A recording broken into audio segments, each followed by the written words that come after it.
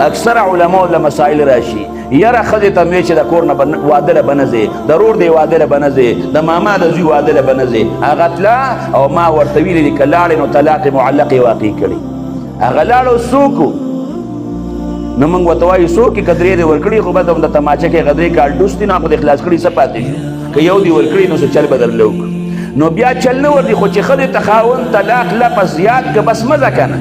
څه لځې خاوند هم زیاتې ولې په ځان باندې کور وانه د خاوند د اجازت نه به بغیر بار ته نوځي د دواړو جهانو د سردار مبارک یو صحابي دی حضرت انس ابن مالک دی وی د پاک پیغمبر مبارک یو صحابیه وه او یو صحابي او دا دوه چته کورو نو دا ښځه او خاوند په بره چت کې دا دیره اوسېدل دا خاوند دی په سفر باندې ته د تجارت دپاره عرب به اکثر د تجارت دپاره بار تلل دا کرونده پکې نه وه نو دې ښځې ته یې وې ښځې چې زه تر څو پورې کور ته راغلی نه یم نو زما د اجازت نه به بغیر بلکل د کور نه نوځي هغې ورته وې صحیح ده دې په سفر باندې لاړ د رب العالمین شان ته ګوره د دغې ښځې پلار یې بیمار شو او پلار یې داسې لرې نه اوسېږي بره چت کې دا ښځه تېره ده لاندې چت کې پلار دیره دی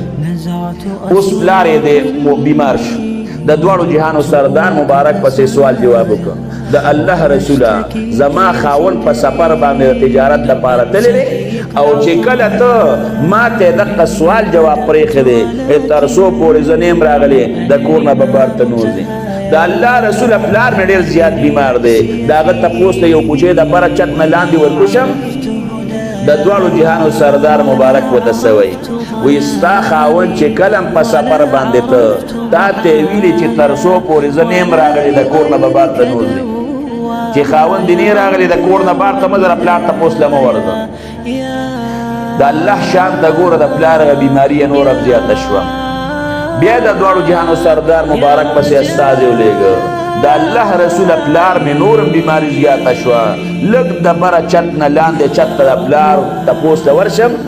د دواړو جهانو سردار مبارک ورته څه وایي وایي ستا خاوند چې په سفر باندې ته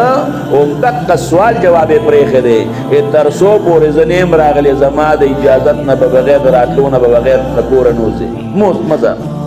د الله شان ته ګوره چې ثروتې تېرې شوې دا پلار یې وفات شو بیا د دواړو جهانو سردار مبارک پسې سوال جواب وکړه د الله رسول پلار مې وفات شو څوک هم د پلار د مخ کتوله لږه ورشه علیه الصلاة والسلام ورته څه وایي ستا خاوند چې په سفر باندې ته نو تا ته دا سوال جواب پرېښی دی چې تر څو پورې زه نه یم راغلی د کور نه به بار ته نوځې مه ورځه یرونو څومره ګرانه ده لاندې په لاندې چت کې پلار مړ پروت دی بره چت کې به د لور پړه باندې څه تېرېږي او اخو د رسول الله مبارک صحابیات یې د پلار مخ کتول هم لا نړه د پلار کفن دفن جنازه وشوه د دواړو جهانو سردار مبارک یې دروازې له راغی ورته یې ویې تا د خپل خاوند خبره ومنله او د هغه د راتلو نه مخکې ته د کور نه نې وتلې او د خاوند خبره دې سر ته ورسوله د هغې د وجې نه رب العالمین ستا د پلار مغفرت وکړه الله ستا پلار وبخښه نو یو ښځه چې د خاوند تابعدار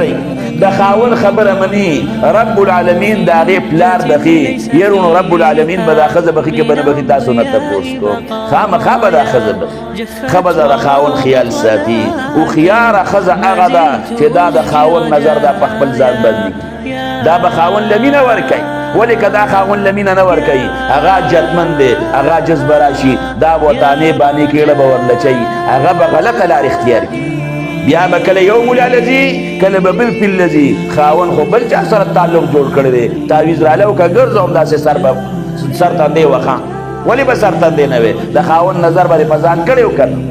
بعضې سړی د ښځې د حق خیال نه ساتي ښځې ته داسې په نظر باندې ګوري چې د وینځې نه مخکته هغه ښځې غلطه لار اختیار کړي بیا دله چل نه وردي نو ښځه به د خاوند د حق خیال ساتي او دا خاوند دا به د ښځې د حق خیال ساتي نو دا نظام برونو دا برابري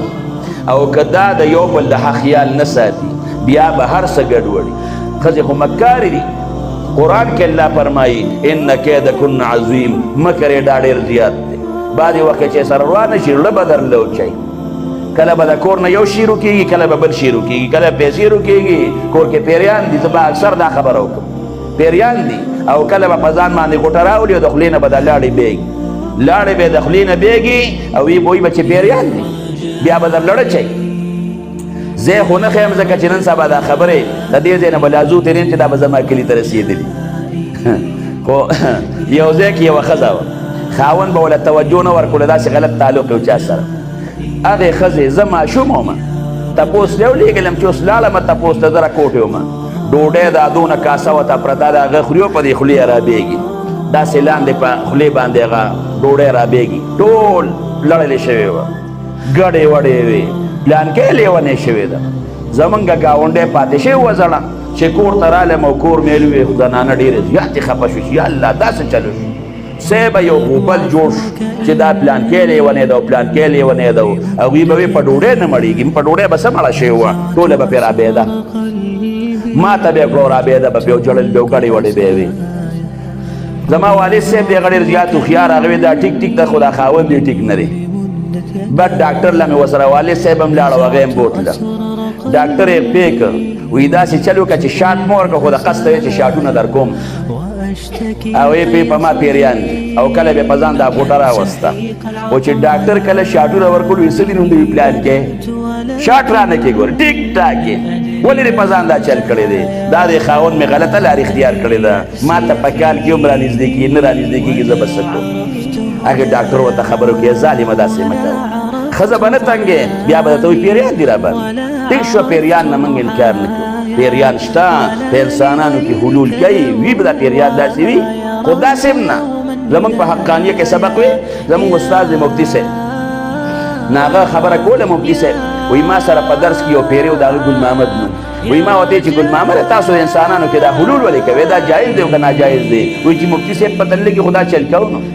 وایي ما ورته وایي چې داسې چل دی چې دا خو جایز نه دی وایي راته وایي چې زه به د خپل پیري استاد نه تپوس کوم وایي ما ورته وایي چې ته وکړه وایي چې بل وخت کې را سره ملو شي ما یې ګل محمد استاد دی څه وایي وایي استاد مې راته وایي چې مفتي صاحب ته وایي زه وبسې کتابونه ګورم وایي چې راغې ما ته یې وایي چې استاد مې چې کتابونه ګورم وایي ما ورته وایي چې زه هم ورپسې ګورم ځه وایي چې بل ورځ بیا راغی ما چې ګل محمد استاد دی استاد مې راته وایي چې مفتي صاحب ته وایي چې په خولې ګوتې کېده که چې ګورې بیا دې کې ګوتې ونه وې ښه چپ کېنه وایي چې راته وایي ما چې چپ یم بیا په خوله به مې ګوتې ښه بالکل به غږ نه کوم نو پیریان شته خو داسې نه که نه لکه دا چې دا کمل دی په ځان به پیریان راولي قسم دی زه حیران یم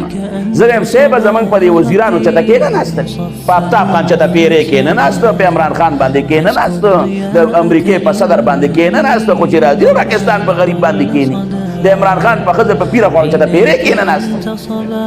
هغه د امریکې هغه سپینې ښځې خشته په هغوی باندې خوړل چته پیری کېنهناسته انګلینډ کې په ښځو کې پیری کېنهناسته او چې راځي د پښتنو په هغې کېني وایي د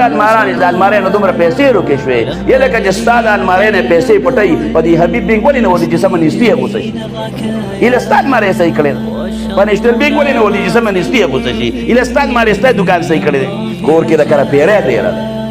د پیري څه کار چې هغه تا نه پیسې پټوي پیریان پټول مټول نه کوي داسې غلطې خبرې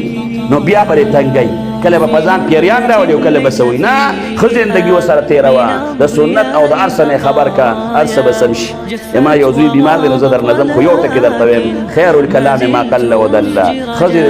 دا بالکل د زړه په سترګو باندې واوري د دواړو جهانو سردار مبارک سوی ایما امرأة ماتت کما یوه ښځه چې مړه شوه وزوجها عنها راضن او خاوند د هغې نه خوشحالي او راضي وي دخلت الجنه دا ښځه به جنت ته داخلي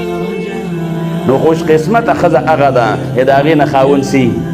خوشحالي دا مړه شوه خاوند ترې خوشحالي دا ښځه به الله پاک جنت ته داخلوي تنکح المرأة لاربعین د دواړو جهانو سردار مبارک فرمایي وایي ښځه چې خلک کوي د څلورو مقاصدو لپاره عام عرف کې چې خلک ښځه کوي د هغې څو مقاصد دي څلور رسول الله مبارک وایي لمالها بعضې وخت کې د مال لپاره کوي وایي مورې چې ته مالداره کورنۍ راله وګوره